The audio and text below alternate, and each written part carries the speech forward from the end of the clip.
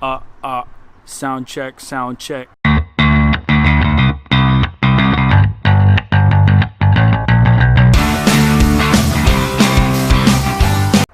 What's happening, my good people? This is your main man Ben here, and today we are going to talk about audio. So it has been quite some time that I was thinking about upgrading my audio in terms of shotgun microphone. So this shotgun microphone right now, I kind of like it because it's portability wise. I don't have to power it up, but the sound quality for real isn't that good. In terms of clarity, some highs and mids, it's okay, but it's not the best.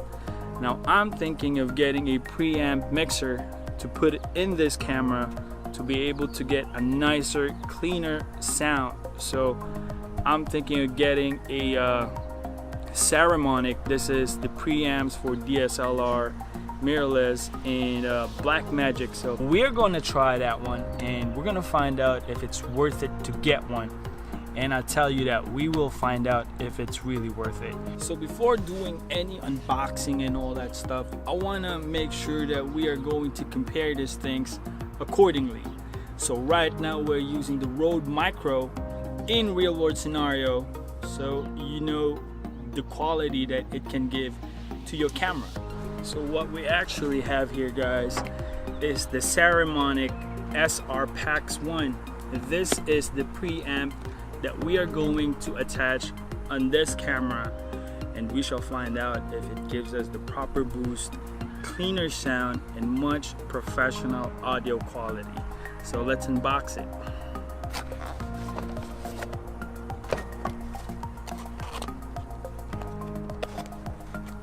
Comes in the box is the manual. It looks like a Saramonic International warranty card. Does come with a 3.5 in and out jack to connect to the output on the Saramonic going to your camera, and the actual Saramonic preamp. So you can see how it's metal. This is aluminum quality, I must say.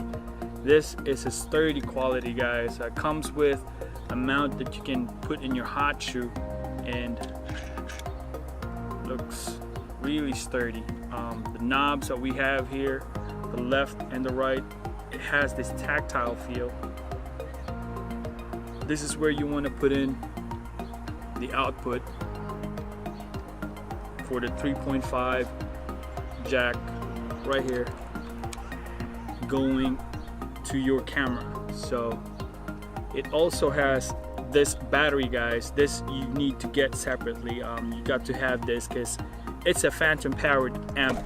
So this is not the passive one. This is actually, you need a battery to power up XLRs, big microphones, so it will power up those big condenser mics. If you have dynamic mics, cardioid, any mics that is not like this passive mic that we're using right now, the Rode Micro, does not need any power. So keep that in mind. Comes in a tray, put in your battery, and let's test it right now. Power buttons right here, so you can see. What we're gonna do right now is we are going to mount it in the camera. So we put it in the hot shoe and we're gonna test it right away. So this is the real world outdoor scenario. We are going to make this happen. We're gonna test it right now. So what we have right now is we mounted the Saramonic to the Rode Video Micro that we have. So I'm wearing these headphones right now so that I can monitor directly into the preamp mixer. So I can hear myself here though, but I do not see a lot of activities here in my mic leveler. So I have a leveler on my G85 that tells if I'm peaking or not, but it barely goes up though. Normally I can see it like all the way in the middle, that it has some kind of, I can hear a lot of birds. It's amazing. I thought it was some kind of built-in something, but I can hear the birds while in this real-time monitoring. This is amazing because you can actually follow whatever you talk. If you're peaking or not, you can actually tell. But so far, I want to see the file itself. We're currently using the shotgun mic directly mounted to the preamp to the camera. I'm going to show you real quick how it looks. You can tell this is the setup for the Saramonic. You can see that this is our shotgun mic, the actual unit mounted in the hot shoe on the camera. So we'll find out if the audio quality is better without this thing or with this thing. So I'm gonna take it off real quick and see what happens. Once again, guys, we are using the shotgun mic directly mounted to our camera. This is the sound quality that it brings to the shotgun mic directly mounted to our camera. So you can see clearly that this is our setup. So we are back in the studio. Our G85 right now is hooked up directly to the Saramonic via the audio jack. So I have an extension wire I have been using for a while to connect to our shotgun mic, which is in the boom so that it will be hanging right up here. Barely you can see it, but I wasn't really happy on the quality of it. So right now we're using that wire going directly to that camera right now. The G85, the Lumix G85. I love this camera, man. All I can say is that this camera is amazing. It's been serving me 2 years. But go back to the Saramonic. It's powered through the battery that we had a while ago that I showed you when we unboxed. That's the port here in the back. There's a tray. So the XLR microphone, the wire, the cable going through this condenser mic is hooked up. So that's where it goes.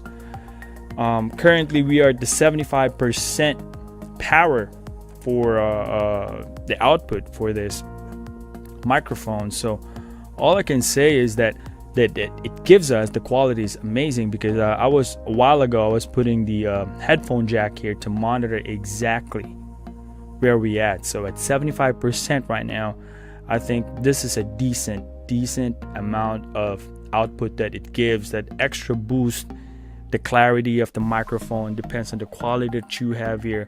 I know for a fact that using the MXL 770, been using this for a little bit of podcasts on the side, a little bit of reviews, fantasy football and all that stuff.